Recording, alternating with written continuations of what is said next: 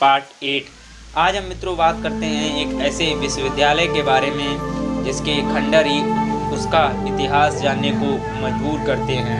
हाँ जी मित्रों, तो आज हम बात करते हैं नालंदा विश्वविद्यालय के बारे में। इसकी जो सबसे रोचक बात है वो मैं आपको बता देना चाहता हूँ। 827 वर्ष पहले बख्तियार खिलजी ने नालंदा विश्वविद्यालय में आग लगवा दी थी। नालंदा में लगभग 90 लाख किताबें थीं, जिसकी वजह से उसे नष्ट करने में तकरीबन 3 महीने लग गए थे। मित्रों, यह जो प्रसंग है वो है अद्भुत, अविश्वसनीय, अकल्पनीय और रहस्यमय।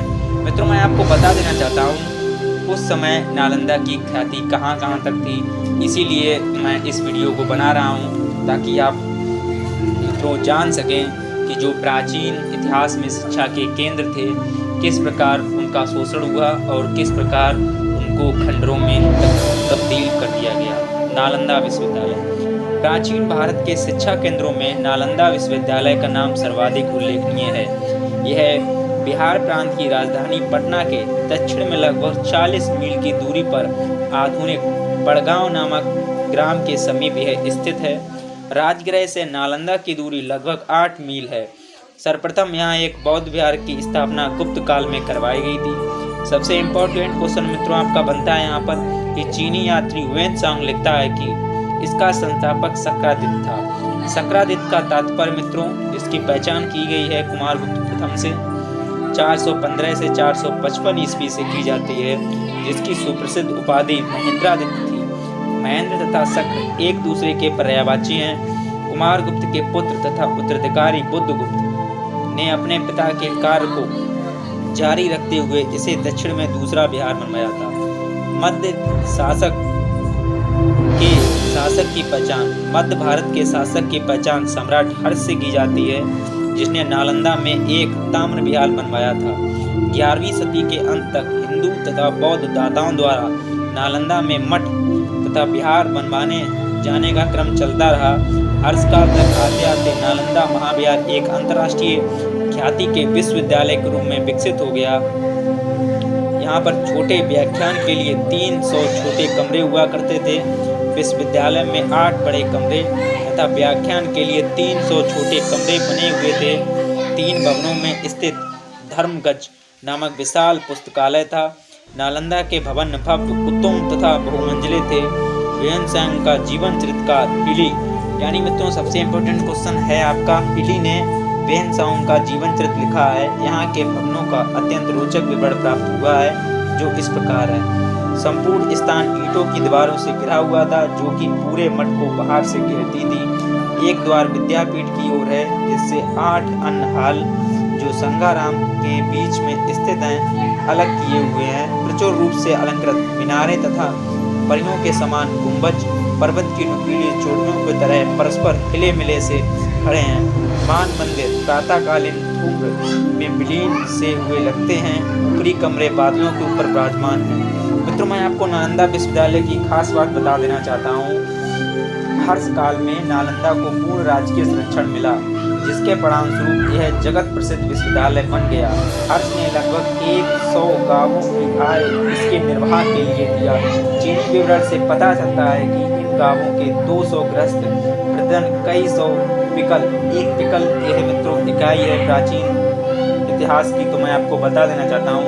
एक पिकल 133 सही 1/8 पाउंड होता है, यानी एक पिकल बराबर होता है 133 सही 1/8 पाउंड। साधारण चावल तथा कई सौ कट्टी, एक कट्टी में मित्रों होते हैं 160 पाउंड घी और मक्खन नालंदा विश्वविद्यालय उद्यान में दिया करते थे। इस प्रकार यहाँ की विद्यार्थियों को जीवन उपयोगी वस्तुएं इतनी अधिक मात्रा में सुलभ थी कि उन्हें मांगने के लिए अन्य कहीं नहीं जाना पड़ता था।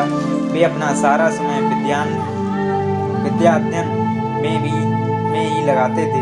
नालंदा विश्वविद्यालय में न केवल भारत के कोने कोने से अपितु चीन, मंगोलिया, तिब्बत, कोरिया, मध्य एशिया आदि देशों से विद्यार्थी शिक्षा ग्रहण करने आते थे। हिली यहाँ के विद्यार्थियों की संख्या लगभग 10,000 बताता है। मित्रों, यह भारत का एक ऐसा विश्वविद्यालय था जिसमें प्राचीन इतिहास में 10,000 लोग पढ़ने आते थे। तो आप इससे अंदाजा लगा सकते हैं यह विश्वविद्यालय अपने अंदर बहुत से रहस्यों को समेटे हुए है। यद्यपि नालंदा महाविद्यालय बौद्ध धर्म की शिक्षा का प्रमुख केंद्र था, तथापि यहाँ अन्य विषयों की शिक्षा भी समुचित रूप से प्रदान की जाती थी।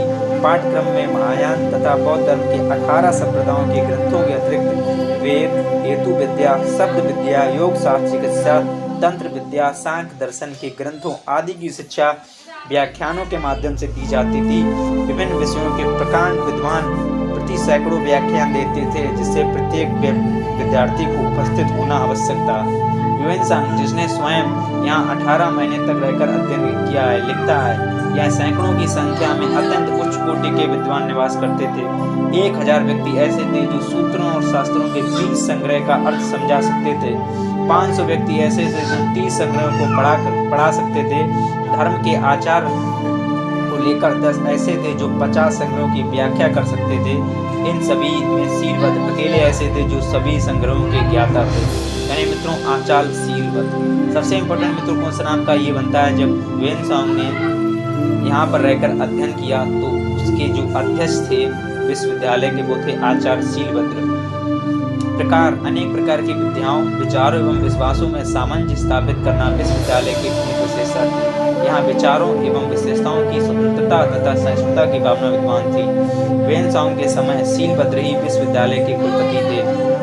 वह उन्हें सत्य तथा धर्म का भंडार कहता है। यहाँ के अन्य विद्वानों में धर्मपाल, जो सीलबद्ध के गुरु तथा उनके पूर्वगामी कुलपति थे, चंद्रपाल, कुलमती, स्तरमती, प्रभामित्र, जिनमित्र, ज्ञानचंद्र आदि के नाम उल्लेखनीय हैं। इन सभी की ख्याति दूर दूर तक फैली थी। नालंदा विश्वविद्यालय के पुस्तकालय के ग्रंथों का विवरण विशाल था। प्राचीन पांडुलिपियां सुरक्षित थीं। चीनी यात्रियों ने इसके प्रति आकर्षण का एक कारण यह था कि यहाँ बौद्ध धर्मों की पांडुलिपियां उपस्थित थीं। इत्सिंग ने यहाँ रहकर 400 संस्कृत ग्रंथों की प्रतिलिपियां तैयार की थी। यहाँ का धर्मगज नामक पुस्तकालय 3 भवनों रत्न सागर, रत्नोदती तथा रत्नरंजक में स्थित था। विश्वविद्यालय का प्रशासन चलाने के लिए 2 परिषदें थीं, बौद्धिक तथा प्रशासनिक। इन दोनों के ऊपर कुलपति होता था। इस प्रकार नालंदा अपने ढंग का अद्भुत एवं निराला विश्वविद्यालय था।